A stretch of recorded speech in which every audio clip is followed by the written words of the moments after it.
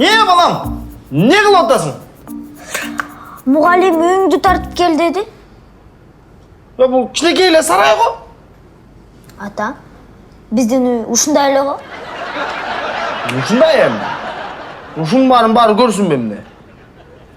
Бәч, кошкубай боло. Жакшы үйдө жашайт деп ойлосуң да. Кийин ушундай салабыз деп. Мына, эки этаж кылалы. Эки этаж болсун. Могу жерде балкон болсун. Балкон. Могу жерде да чоңураак болсунчу үй. Бул жерде жип тарталы, жип.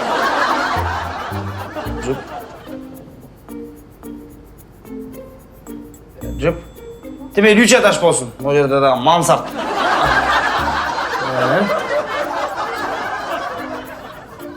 Могу жерде дагы бир. Эң чоң үй дейт. Беш кайттыр. Азаматсың балам. Мен балам да ушу, мен тарткан мен балам. 5. Баса атам. Эртеңчи биздин үйгө Азия Карбековна жана баардык классташтарым чайпитияга келет. Неге биздикине келет? Биздин үй чоң болуп атпайбы?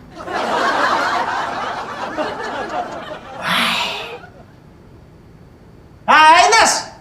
О балаң карачы эмне кылган? Эртең коноктой сал өзүңү. Мен жесемдердикине кеттим.